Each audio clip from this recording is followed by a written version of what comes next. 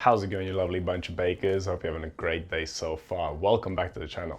In today's video, I'll show you how to make delicious cold-proofed sweet breakfast buns. Let's get in the kitchen and see how they're done. The statistics show that cold-proofed recipes are not the most popular on my channel, but I like them quite a lot myself. The recent cold-proofed cheesy breakfast bun recipe that I posted is one of my favorites. This time I decided to make an enriched bun, sweetened, filled with cream cheese and fresh berries, and covered with a crispy crumble topping. But don't get me wrong, these things are not very sweet at all, but they are super delicious. So let's get to it and let's see what we need to make these bad boys. For the dough, we'll need some white bread flour, yeast, salt, sugar, butter, and egg yolk, which you could replace with more butter, and we'll also need some water. For the filling, we'll need some cream cheese. I'm using full fat Philadelphia. We'll also need a little bit of sugar, a little bit of flour, and some fresh berries. I'm going to use blueberries and raspberries. We will use the leftover egg white for glazing. If you want to skip the egg, just brush the buns with some milk instead. Moving on to the crumble topping, we'll need some more flour, more sugar, some more butter, and some cinnamon. And if you're not a fan of cinnamon, just leave it out. As for the equipment, we'll need a baking tray lined with some non-stick baking paper, a bowl, scales, a dough scraper, a temperature probe, and a brush. I will start by preparing the filling and the topping, but you can certainly do this whilst the dough is fermenting. I was in no rush, so I didn't have to save time. To make the filling, combine the sugar, the flour, and the cream cheese in a small bowl and mix until smooth. Once it's all mixed up, place it in the fridge and store it in there until it's needed. Moving on to the topping, in a small bowl, combine the sugar, the flour, the cinnamon, give it a quick mix, and then add the melted butter. Now this is slightly different compared to when we're making pastry with the same ingredients. Usually the butter wouldn't be melted. Using melted butter helps to achieve a chunkier, lumpier texture in the crumble, which will make it more crunchy. But don't make the butter too hot. You don't want to melt the sugar really. If it turns out very hot for some reason, just leave it to cool down for a while. Okay, let's move on to making the dough. And start with temperature control. My kitchen was around 20 degrees Celsius or 68 degrees Fahrenheit. I'm just using water left out at room temperature. I will also use melted butter in the mix here, which will warm up the dough slightly. So in a large bowl, pour in the water, add the yeast, the salt, the sugar, the egg yolk, the melted butter, and then give it all a good mix. You want to dissolve the salt, the sugar, and the yeast completely. After mixing it for a while, add the bread flour and mix it to the dough.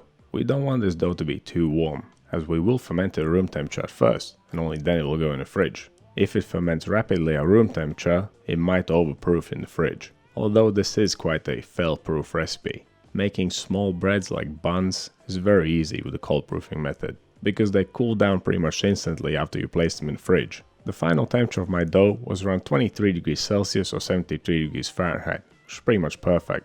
If your dough is warmer, shorten the room temperature fermentation time. But at this temperature, I covered it up and left it to ferment for 40 minutes, then proceeded to give it a fold. I quite like folding the dough up in the air. So instead of dusting dough with flour and putting it out on the table, I wet my hands with water and pick the dough up in my hands. It's kind of like folding it on the table, but upside down. I'm still stretching it and pushing it into itself, whilst going in a circle. Once the dough ball feels nice and tight, I like to pinch the bottom together and place it back into the bowl with the smooth side up. I'm gonna cover it up now, leave it to ferment for another 40 minutes to finish bulk fermentation. After bulk fermentation, we can move on to dividing this dough. This recipe makes 5 decently sized buns, and each bun is made up of 2 pieces, so I need to divide my dough into 10 equal parts. You can make the buns smaller and divide dough into 12 or 14 pieces, but I wouldn't make them any bigger. They're a good portion size, so there's no need really. But of course you can do whatever you like. After dividing the dough, we need to pre-shape the pieces of dough into dough balls. And you've heard me say this 1,000 times, and I will say it 1,000 times more. Flatten the piece of dough, fold the edge over the middle whilst going around in a circle until you reach the point where you started. Then flip the dough ball smooth side up, tighten it against the table, and that's the pre-shaping done. Now leave the dough balls to rest for 15 minutes to relax the gluten, make it easier to shape the buns. The shaping method is something that I made up as I was going along. It takes a little bit of patience, but it works really well. Dust your table and your dough balls lightly with flour. Flatten the dough balls to about 10 centimeters or 4 inches in diameter. Try to make the edges thin and the middle thicker. The best way to do it is to flatten the whole dough ball first and then work on the edges. To make them even thinner, you can pick up the piece of dough and stretch the edge. It doesn't take very long at all, and don't worry about making them perfectly round. We'll make them more even and neat as we keep shaping them. Okay, once you're happy with the size and shape of the dough, place a good heaped teaspoon in the center of one of the dough pieces. Then place about 5 or 6 raspberry halves on top of the filling and another 6 to 8 blueberry halves on top of that. You can probably add more if you try. You can also swap out berries for other ones. Press the berries into the filling to secure them. Now take the second piece of dough and place it over the first one whilst trying to align the edges as perfectly as you can. Press the edge together to make it stick. You can also pick it up in your hand and pinch it between your fingers. And here's the trick to making it all look nice and neat. Take that thin edge and fold it under the bun. And that is it. Our first bun has been fully shaped. Once you've practiced on the first one, the second one will take no more than 2 minutes. Arrange the buns on the baking tray. Flatten them gently to make them all look the same. Now take a pair of scissors or a knife and cut a vent hole in each bun. If you don't do this, they will burst open in a random spot. By scoring the buns, we tell them how to behave. Next up, take the egg white or whichever glaze you decide to use and brush the buns all over. And then finally, take the crumble topping and cover the buns with it. Quite a bit of it will end up on the tray, but that's okay. You can then use your dough scraper, scrape it up and push it against the buns to make it stick to them. And then finally, gently pat the topping down using your hand to really make it stick. And now these guys are ready for the long cold proof. Cover them up so they don't dry out in the fridge and then leave them to proof for around 12 hours or even up to 24. On the next day, to give them a better chance at being nice and puffy, take them out the fridge and let them warm up at room temperature for at least 15 minutes. But 30 minutes would be even better. And this goes for any cold proof bread.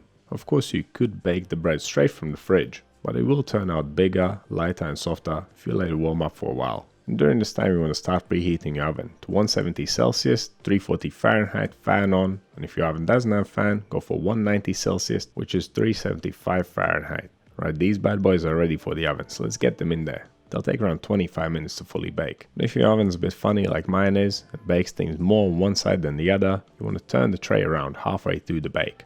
That will give the crust a nice and even color all over. Now we can really see the vent holes working. I think those purple leaks add to the character of the buns. They turned out really beautiful in my opinion.